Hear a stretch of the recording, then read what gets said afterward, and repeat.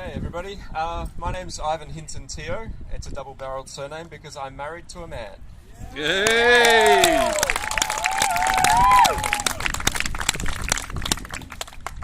This is really exciting, and I really appreciate the invite to come and speak to you guys. There's rallies happening all over the country, and they're big and small.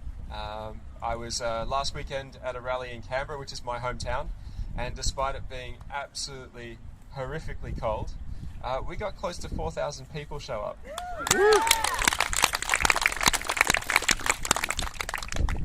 That was bigger than Melbourne and bigger than Sydney. And that makes me very proud as a Canberran because, of course, people have a particular attitude to Canberra.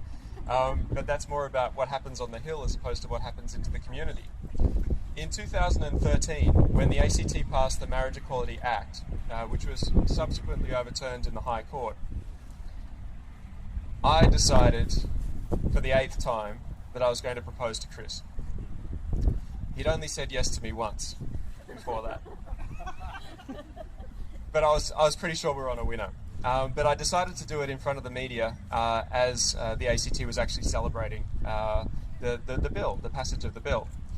And that was really significant for me because it was the first time ever that I was able to propose to Chris to be able to celebrate our relationship in the way in which I chose to define it and to celebrate that amongst my family and friends here in Australia. In 2008, we got married in Canada. We had a big party here first, but then we went to Canada and we celebrated it in isolation. We had our family with us, our parents, and that was great. But as soon as we arrived back, the Australian government jumped on the plane and said, "Nah, you're not married." And that sucks. We need to change that. We have thousands of Australian couples that are going overseas now as conveniently as New Zealand to get married to celebrate their relationships in the way in which they choose to define. It's not good enough anymore to rely on New Zealand to give us the dignity that we deserve here.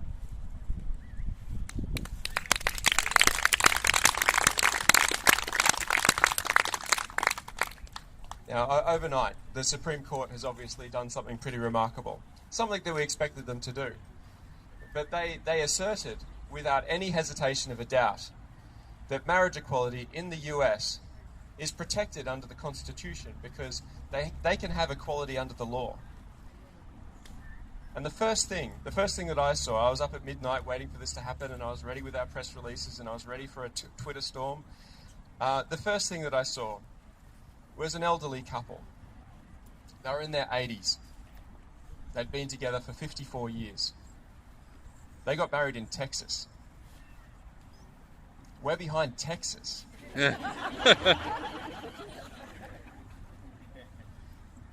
But beyond that, the significance to this couple is dramatic. And we have couples just like that here in Australia. We have 80-odd-year-old couples that have been together for their entire lives, and they've lived through prejudice, discrimination, criminality, marginalisation, abandonment by their parents. And we have an opportunity now, a once-in-a-lifetime opportunity to fix all of that in one simple piece of legislation.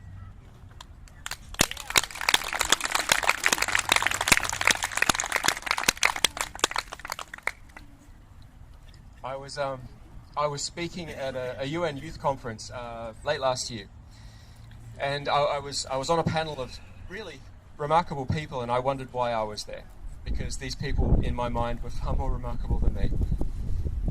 But at the end of the session, all of the questions kept on coming back to marriage equality and kept on coming back to me.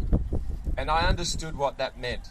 It understood that young people have no tolerance for prejudice. They have no tolerance for discrimination in the Marriage Act, and they see that this is achievable.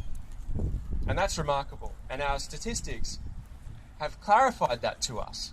We know that young women under the age of 25, 90% support marriage equality. Guys of the same age are 88%. Come on, guys. But this is practically universal. But still, these young people are struggling with being marginalised to this very day. one of the last questions that I was asked at this forum. It was by a 19-year-old who was sitting way up the back. And I don't know, but he came from some ethnic diversity, and he was a beautiful guy. He was up there at the back, and he said to me, "Ivan, I saw you propose to Chris when the ACT passed the laws."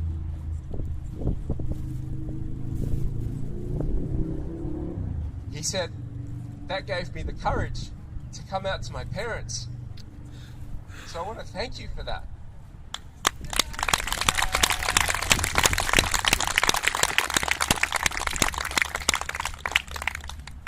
And this is the significance of what we're doing.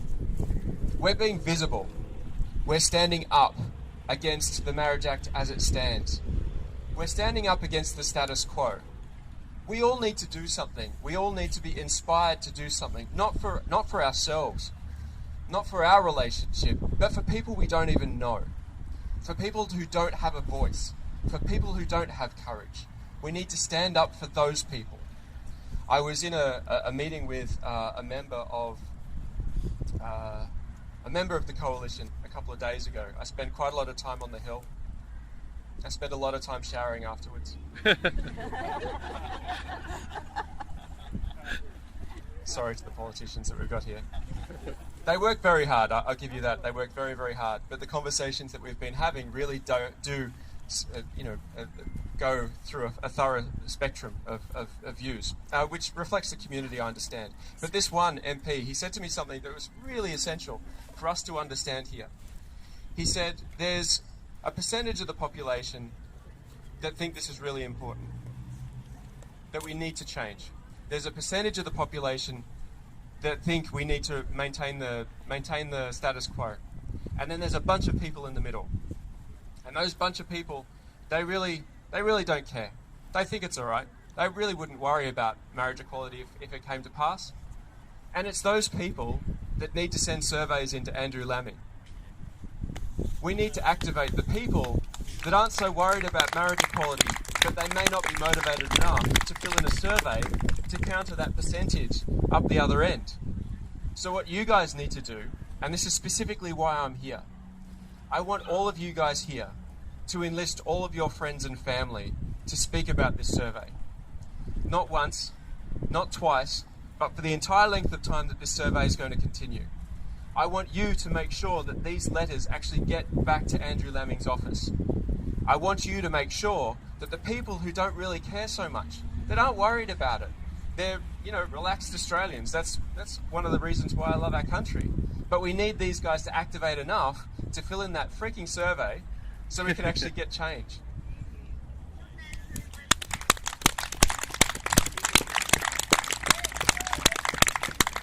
Now, the other thing that we need, and this is reflective of our speaker list here today, is we need the coalition to engage on this issue. It has taken too long. We have coalition MPs that support marriage equality and support it passionately, but because of the party's position on marriage equality, they can't be a champion for this issue. They can't be standing here today comfortably saying, yep, I'm absolutely up for marriage equality and I'm going to forge ahead with it. So the first thing that we need is a party room free vote. We can't have marriage equality until we get the coalition to have a free vote. So when Adele gave you the opportunity of a chant, which we haven't had for a little bit, she said, what do you want? You guys said marriage equality. And then she said, when do you want it? You said August. There's one step before that. So when I say, what do you want? I want you to say, free vote. And when I say, when do you want it? Then you say August. All right? 2015.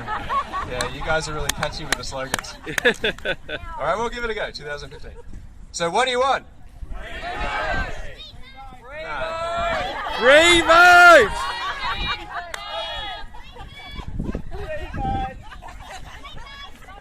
I know, guys. North of the border, you guys are pretty relaxed. You've got a particular attitude about yourselves. Very relaxed, very easygoing. But I need a chorus here, and I need it loud. Okay. So what do you want? Free vote! When do you want it? August! What do you want? Okay, so I stuffed it up then. One more time. What do you want? Free vote! When do you want it? August 2015! What do you want? Free vote! When do you want it? August 2015! That's pretty good. Yeah, this year's right. All right. Okay. So maintain the energy. I want you guys to make sure that for the next period of time, for as long as this survey is open, that you're talking about this. You're talking to your neighbours. You're talking to your mums and dads, your aunts and uncles, your neighbours. I've already said them. Your colleagues, your friends, all your family, your grandma and your grandpa, your friends' friends, your friends' mums and dads. Talk to all of them continually until we get this done, because we need that big slab in the middle of our population to be activated in this. And this is something that's really critical for you guys. We can get Andrew Lemming's vote if we activate here. Thank you.